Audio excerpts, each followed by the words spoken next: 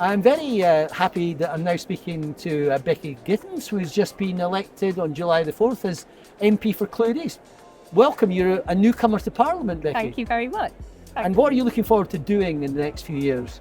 I think, chatting to you at conference, the biggest thing is about the change, seeing that step change. I've got lots of things I'm passionate about myself personally. I'm really interested in making sure we get green jobs in North Wales and improved transport, about agriculture and farming and trade, and also about community policing. But the big thing, in my view, on the table at conference is that economic change. It's how we turn the country around, how we invest in people and communities. So I'm very excited this week to be here and talk about how that change begins.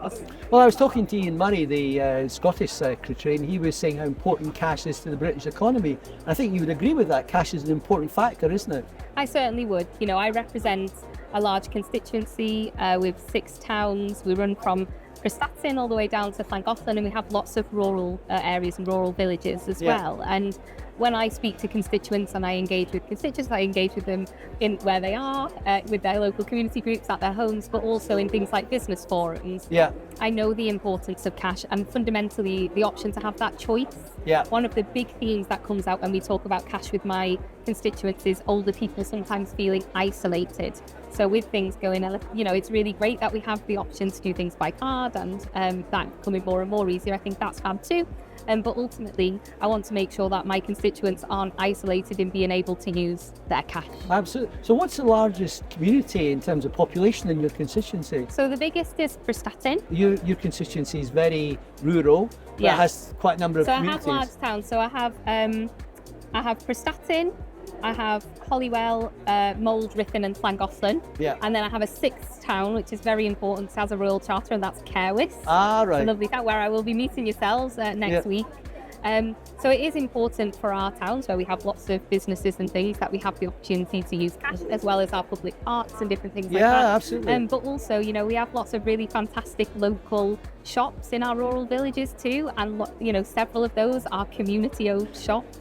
And so that's just really important so that people don't feel isolated and so that those shops can trade fundamentally. And I travel around a lot of communities, small and large, and I find that those shops now are sometimes struggling because they can't find places to get the change they need for their tills, and also banking their cash is difficult because mostly the bank branches have closed. In fact, the reason I was asking about the size of communities in your constituency is that with the way that the banks are structuring their branch networks now, it's highly unlikely within the next 2 years there'll be a single community in the UK with under 35 population that will have a standard bank branch. Yeah. But one thing they might be getting are bank hubs. I mean, I think you're quite enthusiastic about bank hubs, aren't you? Yeah, I am. We have the first bank hub in Wales is in Prestatyn, and I think they're really positive moves where we've seen the decline in banks. So Prestatyn lost its banks, and then the banking hub was set up to provide that important lifeline. Yeah. I am in conversation at the moment because the business forum in Holywell, another of my large towns,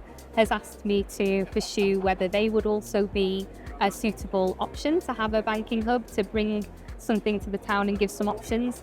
And I think it's about having that variety of option, but also a recognition that, especially in the northern part of my seat where we are very coastal, those banking hubs and cash in particular play a really big role within the tourism industry. Of course. For our businesses and for our local people. Yeah. Well, in terms of banking hubs, I was in a community just last week, Callander in Scotland. It would be very like with some of the communities in your constituency, 60 large businesses, shops,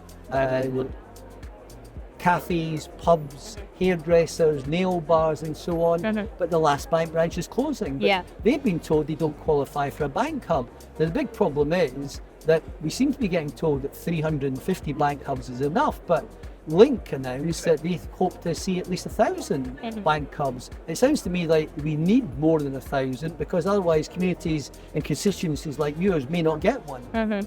I think it's really positive that the government is committed to opening the bank hubs, that there's also a coordinated approach. I've heard great things about the banking hubs that have been established, but they seem quite ad hoc, one over here, one over there. It's tended to be a place where maybe there was a large community interest or a political person driving it. Yeah. And that feels a little bit postcode lottery to me. Yeah. So I'm pleased that there's this push, and I'm pleased that the 350 figure has been put in there to really escalate the growth in the banking hubs. Yeah. But you know, we're all ambitious to see that change, and I hope the success of those first 350 will allow us to sort of make the case where needed to have more, because certainly I can see the need in my constituency. I can see the benefit that they bring. And I think the most important word that you mentioned in this interview was choice. And all we're arguing is that, yes, of course, we need innovation, digital innovation, and all sorts of different innovation. But having new things coming along doesn't mean we have to eliminate the old. When they invented cars, nobody said, let's have a ban on bikes. Yeah. So just because we have Apple Pay, why should we have cash removed as an option? That can't be right, can it?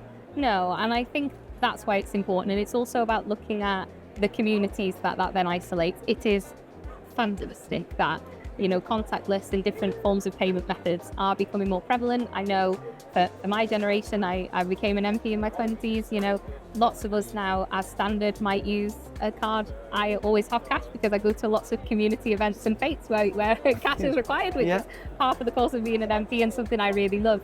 But what worries me, and I have been a councillor before on local authority where there was a park proposal to have only contactless in the cafes. Yeah. And I really came to understand the importance of cash and how isolated people felt at the idea. Financially excluded. And that's what I'm most concerned about. That's why I think that choice is so important, because it's fantastic that we're having the advancements, but it's also making sure, as with the loss of high street banking and the decline in high street banking, it's really important that we're not isolating key demographics of society, and predominantly in my constituency that tends to be rural communities and also people that are very used to the services that they can get at their local bank, people that do regularly use cash and aren't able to, and those are the people that I think are best represented by the work that you and your organisation do. Thank you very much, Becky. Thank you. Pleasure talking to you. Thank you.